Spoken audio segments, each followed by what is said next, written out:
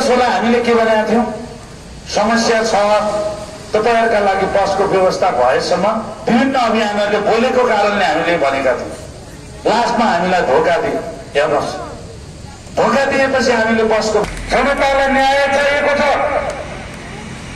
जनतालाई डिप्रेसन मुक्त हुनुपर्ने अवस्था बनेको छ। अधिकांश यहाँ डिप्रेसनको शिकार हुनुहुन्छ। वित्तीय पीडितका साथीहरू चक्रवृद्धि ब्याजले उहाँहरूलाई पीडा दिएको छ। झन्डै 1 लाख रुपियाँ ल्यायो भने वर्षमा 60,000 तिर्नु हुँदो रहेछ उहाँहरूले। अब उहाँहरूको हातमा राख्न त्यो सङ्घर्षको मैदानमा जसलाई इच्छा छ त्यसले आर्थिक भौतिक नैतिक सबै कुराले साथ दियो भने मात्रै स्वीकार्य हुन्छ। नभए म चाहिँ यस्तो चिप्लो कुराले एकछिन देखिएको भरमा म विश्वास आफ्नो बाउलाई पनि गर्दैन, आमालाई पनि गर्दैन, दाजुभाइलाई पनि गर्दैन भनेको छु। मेरो यही नै भाषा हो। मैले देखावटी बोल्दैन। कौन यहाँले समाचारमा पनि हेर्नुभयो होला, कतिपय यहाँ साथीहरू समस्याग्रस्ततिर लाइन लाग्नु भएको छ। ए साथीहरू बुझ्नुहोस्, अल्झाउँदैछन् के तपाईहरूले बुझ्नुहोस्। खेल खेलिरहेछन् यहाँ। समग्र समस्याको समाधान गर्ने उपाय नै छैन उहाँहरूसँग। समस्याको समाधान चाहे यो लघुवित्तको होस्, चाहे सहकारीको होस्, चाहे यो मिटर ब्याजीको होस्। मिटर ब्याजीको त त्यो 40 तम सुगर अनुसन्धान गरेर च्यातिए भइहाल्यो, सकिहाल्यो। अरू बाँकी तपाईँहरूको 34 अर्ब हुँदो रहेछ, हाम्रो पाउने 3 खर्ब गर्दा 3 अर्ब मिटर ब्याजीबाट पीडित हुनुभएको छ। तर यिनीहरूको काम एउटै हो, नाम छुट्टा छुट्टै हो। यो काम गर्नलाई हामीले ढिला गर्यौं। आजभन्दा 2 वर्ष पहिल्यैदेखि अथवा 15 महिना पहिल्यैदेखि हामी 1 थुकी सुकी 100 थुकी नदी हुने थियो। हामी पहिल्यै मिल्ने थियो।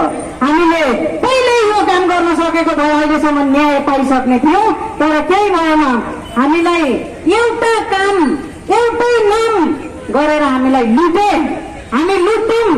तर हामी सहकारी पीडित, लोकविद्या पीडित, बैंक पीडित, मिटर ब्याजी पीडित, प्राय महिला, यिनीहरूको झुक्क्याउने तरिका पढाइ महिलालाई हामीलाई के भने तपाईँहरूले 100 रुपियाँ बचत गर्नुहोस्, तपाईँहरूले 50 रुपियाँ बचत गर्नुहोस्। आज त्यो 100 रुपियाँ 50 रुपियाँ बचत गर्नाले हामी डिप्रेसनमा पुग्न गयौं। हाम्रो पैसा फिर्ता माग्दा हामीले पैसा फिर्ता मागेनौं।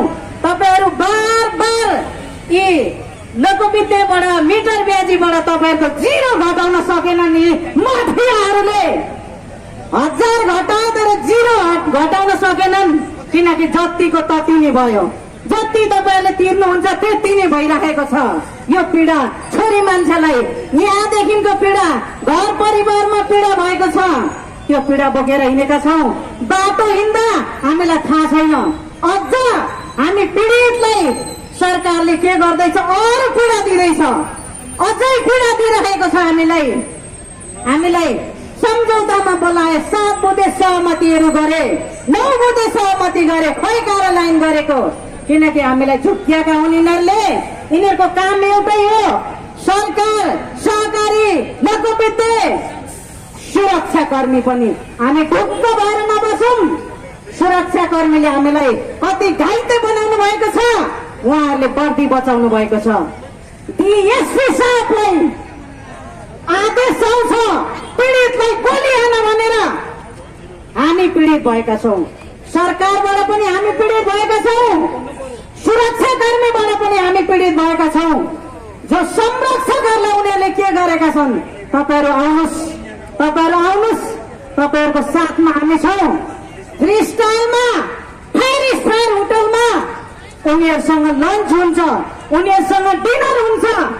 तर हामी पीडितलाई सागको मुठा, फर्सीको मुन्टा, काँक्राको टुक्रा बेच्ने दिदी बहिनीहरूलाई पीडामाथि पीडा दिने यो सरकारको हात हो। सरकारको हात हो। यदि सरकार गतिलो हुन्थ्यो भने, सरकार न्याय दिने हुन्थ्यो भने आज हामीले यहाँ 24 महिना यहाँबाट रोडमा तातो घाममा सानो बच्चा डेलिभरीबाट हुनेवाला बहिनी दिदी बहिनीहरू सुन्नुभएकोला नेपालको नम्बर 1 फ्याक्ट्री आज यही कलको कारणले गर्दा त्यो फ्याक्ट्री बन्द भएको छ। यो सरकार यसले गर्न सक्दैन साथीहरू। अब नयाँ नेतृत्व जन्मेको छ, हाम्रो नेतृत्वले गर्नुपर्छ। तपाईँ हामीले गर्नुपर्छ, यिनीहरूले गर्नेवाला छैनन्। हामीले भन्यौँ मिसन 84, तिम्रो मिसन 84 तिमीहरूले यो हाम्रो मागलाई सम्बोधन गरेन भने पटक पटक सरकारले बाटोटोली बनायो, 11वटा बुदामा सहमति भयो।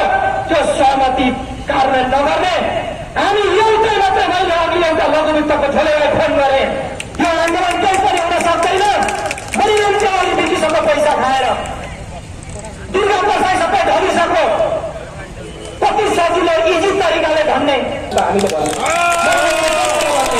कुनै पनि हालमा हामी रखेट्ने हो। पहिलो नम्बरमा सरकारले फेरि पनि व्यवस्था गर्छ भने काठमाडौँबाट रखेट्ने हामीहरूलाई कुनै पनि हालमा रखेट्ने उद्घोष गर्दै सबै युवा साथीहरू हामी लत्रिने होइन। खम्बा बनेर आँधी फेरि आए पनि जुनसुकै चुनौती आए पनि नेपालको